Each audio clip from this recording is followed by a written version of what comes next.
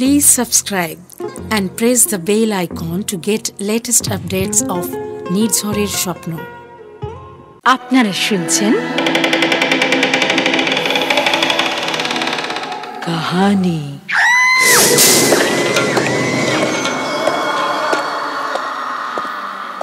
গল্পপ্রেমী পাঠক পাঠিকাদের জন্য নির্ঝরের স্বপ্ন প্রযোজিত কাহিনী গল্প পাঠের অনুষ্ঠানে চিরকালীন ও সমকালীন সাহিত্যিকদের গল্পে আপনাদের স্বাগত।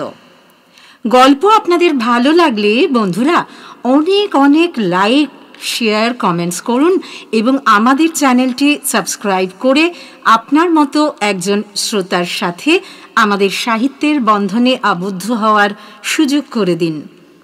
আপনার কাছে স্বরচিত গল্প যদি থাকে আমাদের 7980460032 এই হোয়াটসঅ্যাপ নাম্বারে পাঠান এবং আমরা তা প্রকাশ করার সুযোগ পেয়ে সমৃদ্ধ হতে পারি। গল্প পাঠের আসরে আজকের গল্প মাতৃস্নেহ। রচনা শ্রী সুশীল কৃষ্ণ দাশগুপ্ত। এই গল্পের বিভিন্ন চরিত্রে যারা কণ্ঠদান করেছেন তারা হলেন সুমিতা, সৌভিক, সুদীপ্ত এবং সঞ্জয়। গল্পের সম্পাদনা অরূপ দাস। আবহ এবং বিশেষ শব্দ প্রয়োগ নিলয় ঘোষ। শুরু হচ্ছে আজকের গল্প মাতৃস্নেহ।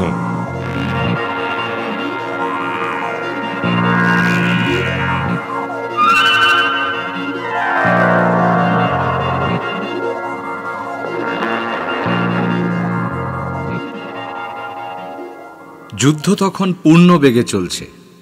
দুর্ধর্ষ জাপানিদের বাধা দেওয়ার জন্য বাংলাদেশের নানা স্থানে নতুন নতুন ঘাঁটি তৈরি হচ্ছে। অখ্যাত অঞ্চলগুলো বিখ্যাত হয়ে উঠেছে যুদ্ধের হিড়িকে। আমরা তখন কলকাতার এক মিলিটারি অফিসে চাকরি করি। হঠাৎ উপর থেকে হুকুম এলো আমাদের সেকশন থেকে দুজনকে হীরাপুর রওনা হতে হবে।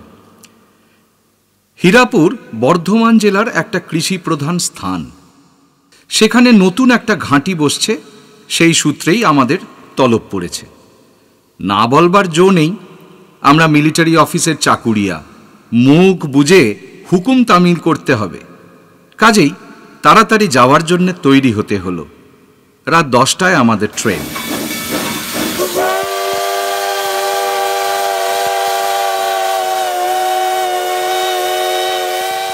পরদিন সকালে হীরাপুরে উপস্থিত হয়ে দেখলাম একটা বিস্তীর্ণ জঙ্গলকে ভেঙে আধুনিক একটা নগরে পরিণত করবার আয়োজন চলেছে। ঘরবাড়ি এখনো গড়ে ওঠেনি। শ্রমিকদের জন্য হোগলার ছাউনি দেওয়া বড় বড় চালাঘর তোলা হয়েছে, কর্মচারীদের জন্যও তাঁবু পড়েছে। এরই নাম ক্যাম্প। ইংরেজ অফিসার আমাদের দুজনকে বললেন, ক্যাম্পে থাকতে যদি আপনাদের অসুবিধা হয়, কাছেই গ্রাম আছে, সেখানে সুবিধা মতো কোনো বাড়ি ভাড়া নিয়েও থাকতে পারেন। রেশন বরং এখান থেকে নিয়ে যাবেন। অজয় ও আমি এই দুজনেই কলকাতা অফিস থেকে এসেছি। সাহেব আমাদের দেখেই বুঝেছিলেন যে কুলিদের সঙ্গে চালাঘরে বাস করা যেমন আমাদের পক্ষে অসম্ভব, সাহেবদের সঙ্গে ক্যাম্পে থাকাও তেমনই অসুবিধাজনক। সেই জন্যই আলাদা বাসা নিয়ে থাকার যুক্তি দিয়েছিলেন। সাহেবের যুক্তি আমাদের মনঃপুত হলো এবং দুই বন্ধু একত্রে সন্নিহিত গ্রামের উদ্দেশ্যে বেরিয়ে পড়লাম। সরকারি ছাউনি থেকে খানিকটা তফাতে হীরাপুর গ্রাম। পল্লী অঞ্চলে লোভনীয় প্রকৃতির সৌন্দর্য থেকে আরম্ভ করে সহজ সরল জীবনযাত্রার পক্ষে যা কিছু প্রয়োজন, কিছুরই অভাব বা অপ্রতুলতা নেই এই গ্রামে। আমাদের দেখেই গ্রামবাসীদের মধ্যে অনেকে এগিয়ে এসে আমাদের সঙ্গে আলাপ পরিচয় করলেন। তারপর একটি বাড়ির বৈঠকখানায় আমাদের নিয়ে গিয়ে বসালেন। শুনলাম এই বাড়ির মালিক ব্রাহ্মণ এবং তিনি গ্রামের ভূস্বামী। নবাগত কেউ এই গ্রামে এলে এই বাড়িতেই ওঠেন এবং গৃহস্বামী আতিথ্য সৎকারে সর্বদাই প্রস্তুত থাকেন। একটু পরেই গৃহস্বামী বৈঠকখানায় এলেন। তার নাম সদানন্দ ভট্টাচার্য। বয়স 50 অতীত হয়েছে। দেখলেই শ্রদ্ধায় মাথা নত হয়। আমরা হেঁট হয়ে তাকে প্রণাম করলাম। তিনিও প্রসন্ন মুখে আমাদের সংবর্ধনা করলেন। কথায় কথায় আমরা আসল উদ্দেশ্য তাকে জানালাম। শুনে তিনি বললেন, কলকাতা শহরের মতো এখানে তো বাড়ি ভাড়া পাওয়া যায় না বাবা। আর ঘর বাড়ি বলতে দেখছো তো, বেশিরভাগই মাটির দেয়াল, আর মাথায় তার খড় বা গোলপাতার ছাউনি। এসব বাড়িতে তোমরা বাস করতে পারবে না। তবে তোমাদের যদি আপত্তি না থাকে, আমার এই বৈঠকখানায় কোনো রকমে মাথা গুঁজে থাকতে পারো। তবে 5 জনের সঙ্গে থাকতে হবে কিন্তু। অতিথিরা এলে তাদেরকেও তো ফেলতে পারবো না। আমি তাকে এই বদান্যতার জন্য অনেক ধন্যবাদ দিয়ে বললাম, আপনার কথাতেই মহত্বের পরিচয় পেয়ে আমরা ধন্য হয়েছি। কিন্তু দেখুন, 2-4 দিনের কথা হলে না হয় এখানে থাকা যেত, কিন্তু আমাদের যে কতদিন থাকতে হবে তার তো কোনো ঠিক নেই। কাজেই আলাদা একটা যেমন তেমন বাড়ি আমাদের জন্য একটু দেখে দিতে হবে। যে তোমাদের থাকবার মতো বাড়ি ছিল বাবা, কিন্তু সেখানে থাকবার পরামর্শ তো দিতে পারি না। কথাটা শুনেই মনে একটা কৌতূহল জেগে উঠল, সেই সঙ্গে আনন্দ। জিজ্ঞাসা করলাম, বাড়ি যদি থাকে তবে আপত্তি করছেন কেন? তার কারণ সে বাড়িতে কেউ রাত্রি বাস করতে পারে না। সাহস করে যারাই বাস করতে গেছে তাদের বিশেষ রকম ক্ষতি হয়েছে, প্রাণও হারিয়েছে অনেকে। এখন ওই বাড়িটার নাম রটেছে ভূতের বাড়ি। কাজেই তোমাদের ওই বাড়িতে কি করে বাস করতে বলি বলো তো? স্তব্ধ হয়েই আমরা গৃহস্বামীর কথা শুনলাম। অমনি আমাদের দুজনের চোখে চোখে ইশারা খেলে গেল। তারপরেই আমরা জেদ ধরে বসলাম, ওই বাড়িতেই আমরা উঠব। হ্যাঁ হ্যাঁ, আমরা উঠবো ওই বাড়িতে। আগ্রহের সঙ্গে জানালাম, আপনি আর আপত্তি করবেন না, আমরা ভূতে ভয় করি না। না না, ভেবে দেখো, আমাদের সঙ্গে বন্দুক, পিস্তল, টর্চ সবই থাকবে। হ্যাঁ হ্যাঁ, আমরা নিরাপদেই ওই বাড়িতে বাস করতে পারবো, কোনো অসুবিধা হবে না। কি মুশকিল। ভট্টাচার্য মহাশয় কিন্তু কিছুতেই মত দিতে চাইলেন না। আগেকার দুর্ঘটনাগুলির উল্লেখ করে বাধা দিতে থাকেন। অনুযোগের সুরে বলেন, এমন কাজও করো না বাবাজি। কেন প্রাণগুলো ইচ্ছে করে হারাবে?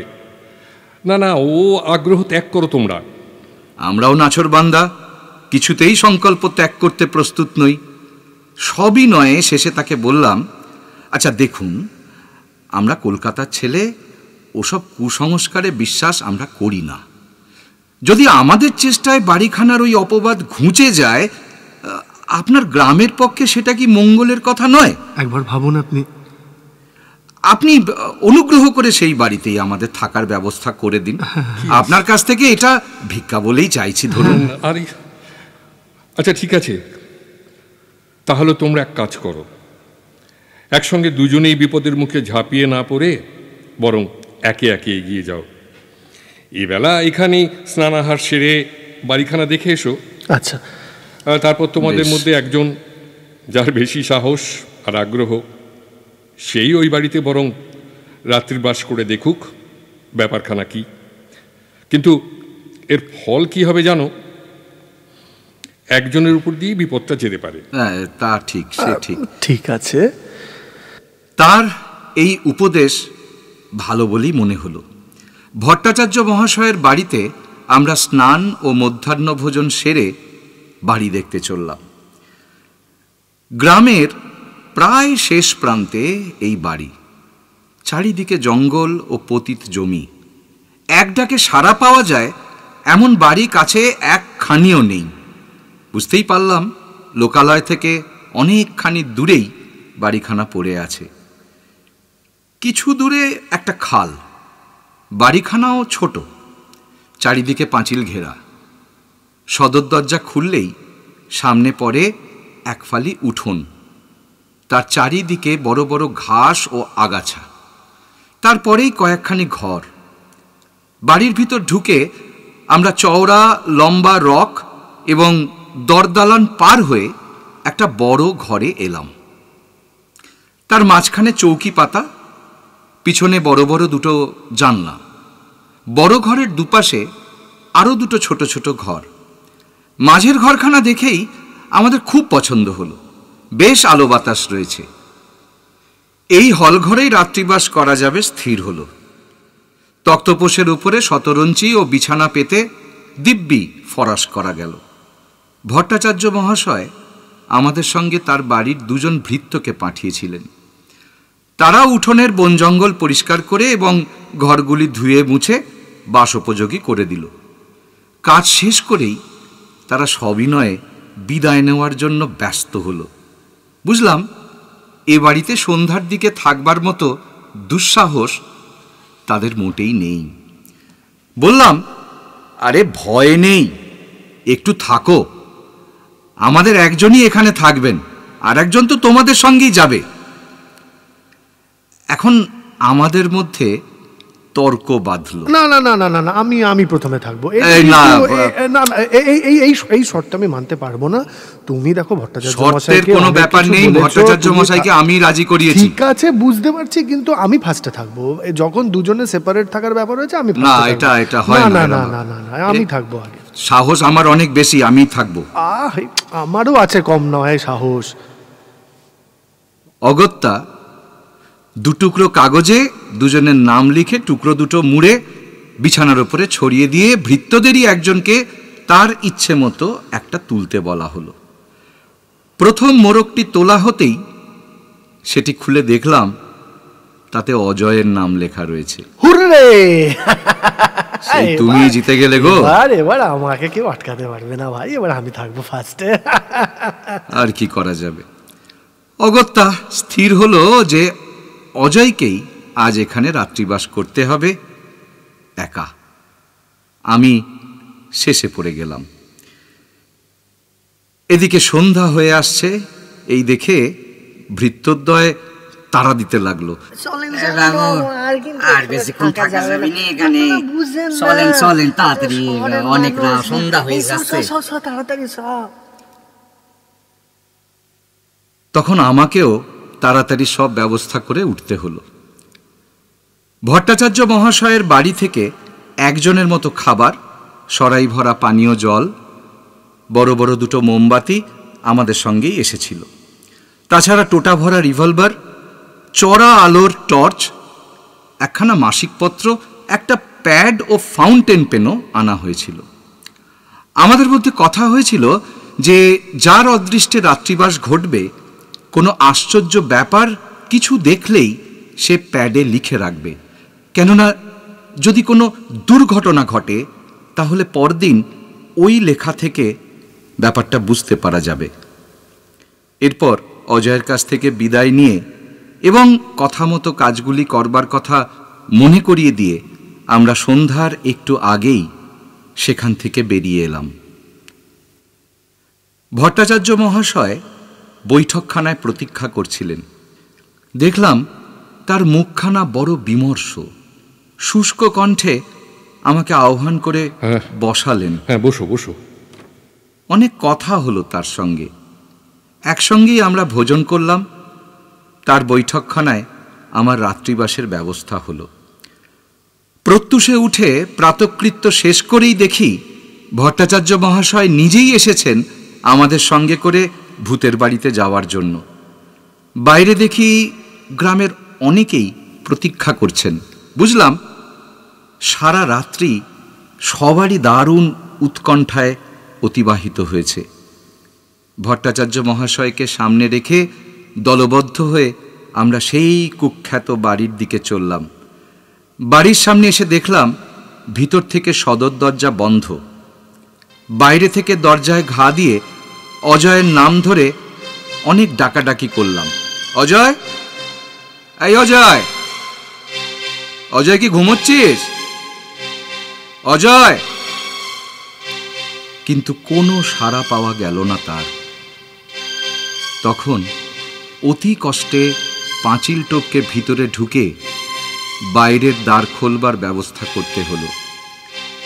আমাদের বুকের ভিতরটা তখন ঢিপ ঢিপ করছে, পায়েও যেন আর জোর নেই।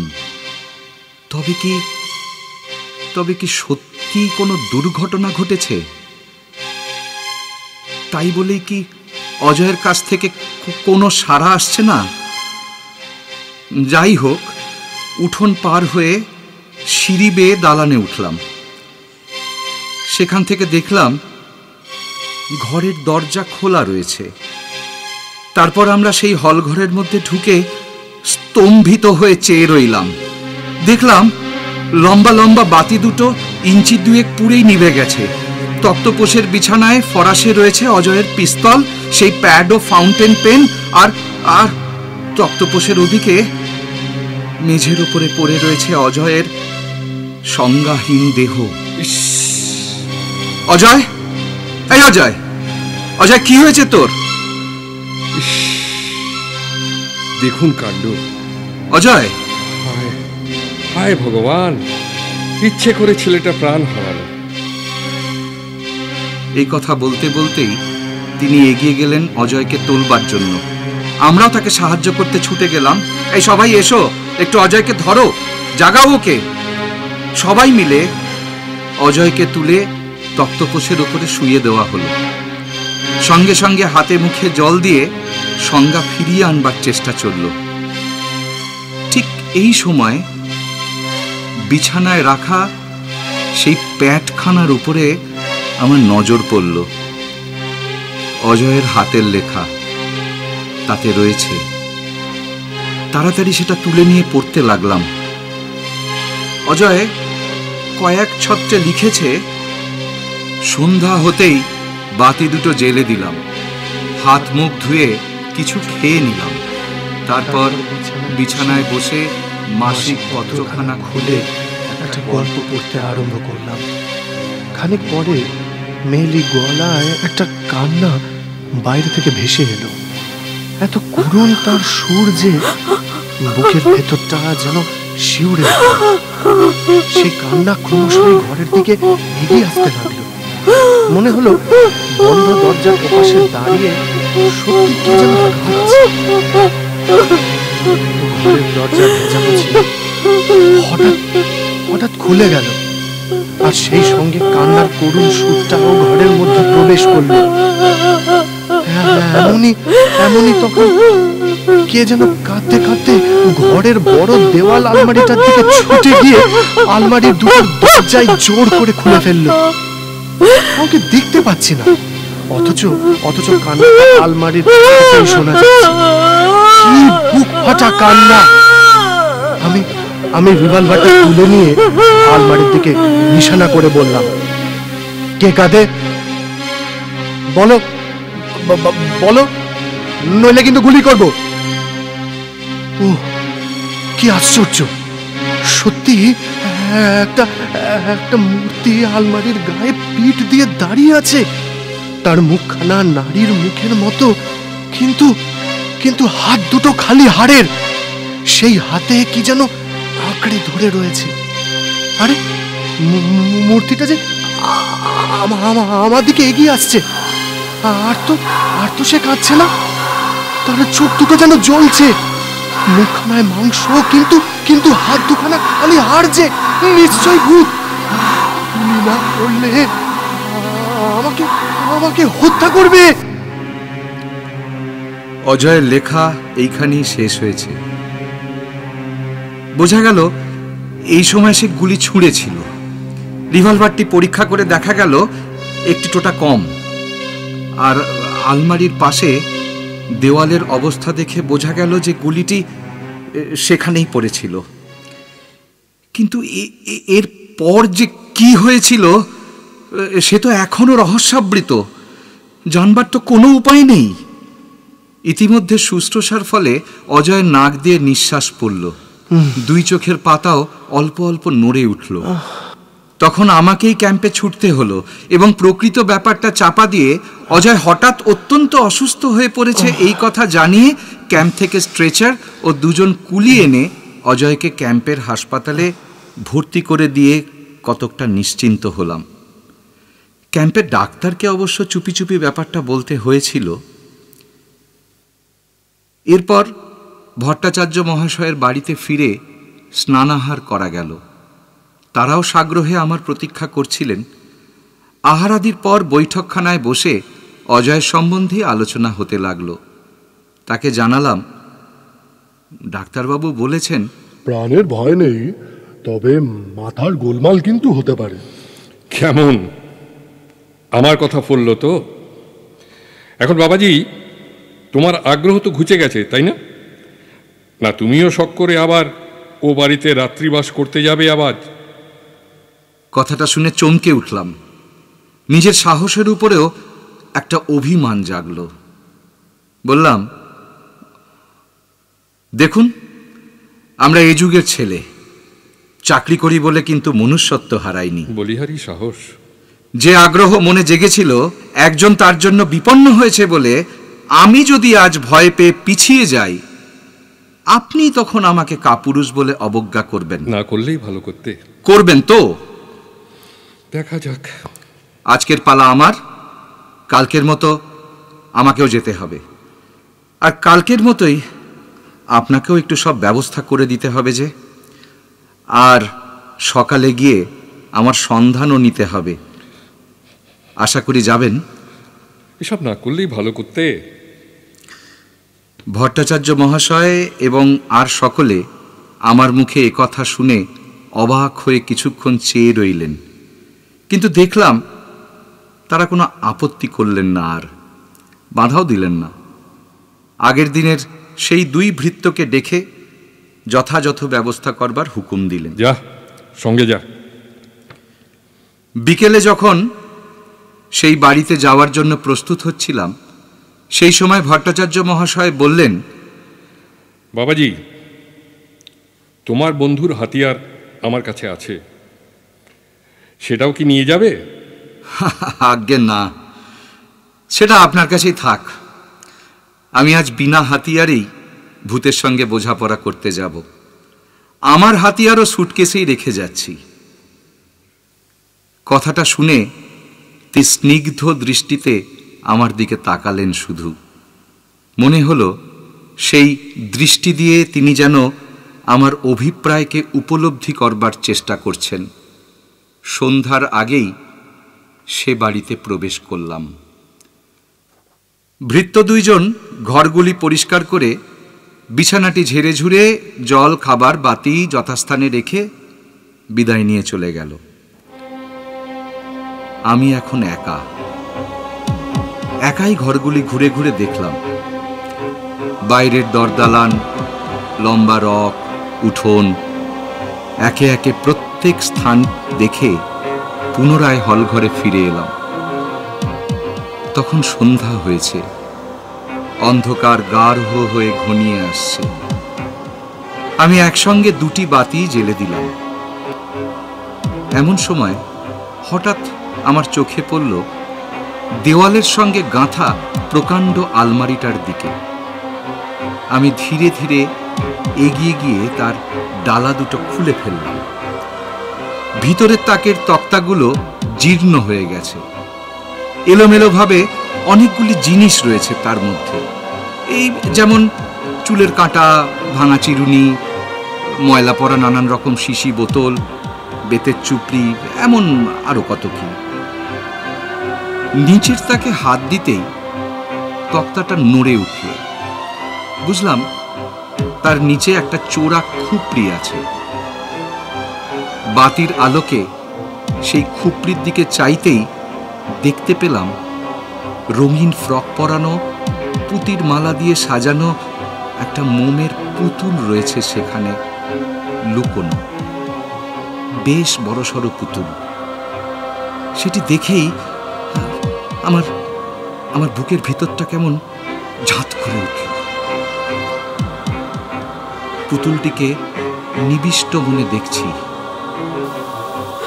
এমন সময় বাইরে থেকে অত্যন্ত করুণ সুরে কে যেন কেঁদে উঠল। নারী কণ্ঠের করুণ সুর। ঝাঁ করে মনে পড়ে গেল অজয়ের হাতে লেখা ছত্রগুলি। তাড়াতাড়ি পুতুলটি যথাস্থানে রেখে তাকের তক্তাটি চাপা দিয়ে আলমারির দ্বার বন্ধ করলাম। কান্না তখন বাইরে আরো গভীর হয়ে উঠেছে। মনে হতে লাগলো একটু আগে আমি যেমন সমস্ত বাড়িখানা ঘুরে ঘুরে দেখে এলাম, কান্নার শব্দ তেমনি ঘুরে ঘুরে বাড়িময় বেড়াচ্ছে। আমি তখন আলমারির কাছ থেকে সরে গিয়ে ফরাসের উপর দাঁড়িয়ে দরজার দিকে চেয়ে রইলাম। একটু পরেই দরজার উপাশে কান্নার স্বর সুস্পষ্ট হলো। পরক্ষণেই দরজা দুটোর পাল্লা একসঙ্গে খুলে গেল, আর সেই সঙ্গে কান্নার শব্দ ঘরের মধ্যে প্রবেশ করলো। আমি অবাক বিস্ময়ে আলমারির দিকে চেয়ে রইলাম। বেশ বুঝতে পারছিলাম কান্না এখন ওইখানেই জমেছে। অজয় অজয় সত্যি কথাই লিখেছিল তার প্যাডে। কি বুক ফাটা সেই কান্না! এইভাবে আমি চেয়ে আছি আলমারির দিকে। হঠাৎ আমার মনে হলো আলমারির গায়ে পিঠ দিয়ে এক নারী মূর্তি দাঁড়িয়ে আছে। তার মুখখানা মাংসলো, কিন্তু হাত দুখানা মাংসহীন, অস্থিময়, ঠিক যেন নরকঙ্কাল দুটো হাত। সেই হাতের মধ্যে কি যেন একটা বস্তু রয়েছে। একটু পরেই সেই বস্তুটি আমি চিনতে পারলাম। একটু আগে ওই আলমারির চোরা খুপড়ির মধ্যে ফ্রক পরা যে মোমের পুতুলটি দেখেছিলাম, সেই পুতুলটি অস্থিময়, উভয় হাতে ধরে মাংসলো মুখে মূর্তিটি কাঁদছে। বিস্ময়ে স্তব্ধ হয়ে আমি সেই দৃশ্যটা দেখলাম। দু হাতে চোখ মুছে তারপর ভালো করে তাকিয়ে সেই একই দৃশ্য দেখলাম। আমি তখন হাত দুখানি জোর করে সবিনয়ে সেই মূর্তিকে লক্ষ্য করে বললাম, মা, বুঝতে পেরেছি সন্তানের শোক তুমি আজও ভুলতে পারোনি। অতৃপ্ত মাতৃস্নেহ তোমাকে এইভাবে এখানে টেনে নিয়ে আসে প্রতি রাত্রে। আমাকে তোমার সন্তান মনে করে যদি সব বলো মা, আমি তোমার মুক্তির ব্যবস্থা করতে পারি। আশ্চর্য হয়ে দেখলাম মূর্তির কঙ্কালময় হাত দুখানি এখন মাংসলো হয়ে উঠেছে। পুতুলটি এখন স্পষ্ট দেখা যাচ্ছে। এখন আর তার মুখে কোনো কান্না নেই। কি সুন্দর, কমনীয়, সৌম্য মাতৃমূর্তি! মানুষের মতো মিষ্ট কোমল স্বরে তিনি বললেন, এতকাল পরে কে তুমি? কে তুমি আমাকে মা বলে ডাকলে? আমার অনুকে হারিয়ে অবধি এই ডাক তো আমি শুনিনি বাবা। আমার কথা শুনতে চাইছো, আমাকে শান্তি দেবে বলছো, কিন্তু এর আগে তো কেউ এ কথা বলেনি। কি সুখী না আমি ছিলাম একদিন। কোন জোড়া খোকা অনু, বড় সাধ তার, খোকা নিয়ে খেলা করে। উনি কলকাতা থেকে এই খোকা কিনে আনেন। আমি তাকে অবাক করে দেব বলে আলমারির চোরা খুপড়িতে লুকিয়ে রাখলাম। তারপর ছুটলাম খোকাকে খুঁজতে। খোকা, খোকা, খোকা, খোকা, খোকা, খোকা কোথায় গেল? তাকে তো আমি লুকিয়ে আছি, সে কোথায় লুকালো? খানিক পরে বাইরে গোলমাল শুনে ছুটে গেল। ওর কান্না বাজলো কানে, খোকা রে! কি সর্বনাশ! কি হলো? কি হলো খোকার? উনি যে তাকে মুখে করে আছেন। এটা কি করলে তুমি? উনি চিৎকার করে বললেন,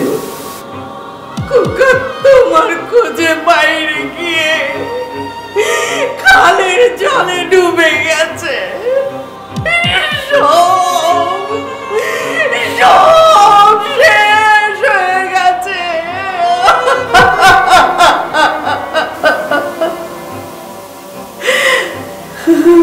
আমি শুনতে শুনতে জ্ঞান হয়ে পড়ে যাই। যখন জ্ঞান হলো, শুনলাম খোকাকে বুকে করে উনি চলে গেছেন, আর তিনি ফেরেননি। এদিকে আমার অবস্থা বুঝতে পারছো বাবা? আমি আর সহ্য করতে না পেরে বিষ খেয়ে মরলাম। কিন্তু মরেও কি শান্তি পেয়েছি বাবা? নিত্য আমাকে আসতে হয় খোকার ওই পুতুলটির আকর্ষণে। ওকে কোলে করলেই খোকার কথা মনে পড়ে, আমি তাকে দেখতে পাই, তাই অমন করে কাঁদি।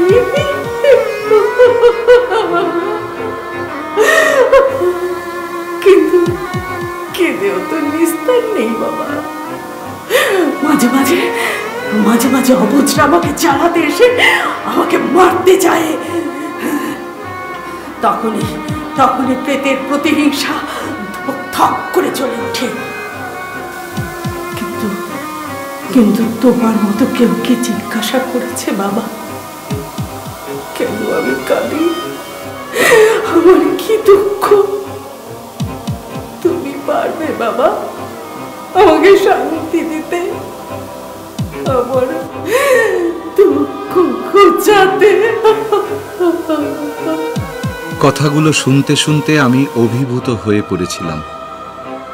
আর্তস্বরে বললাম, হ্যাঁ হ্যাঁ মা, হ্যাঁ আমি তোমাকে শান্তি দেব, আমি তোমাকে শান্তি দেব। যাতে মুক্তি পাও সে ব্যবস্থা করব আমি। তুমি মা আমাকে তোমার নাম গোত্র যদি জানাও। কথা আমাকে শেষ করতে না দিয়েই সেই মূর্তি তার নাম গোত্র সবই বললেন। আমি লিখে নিলাম।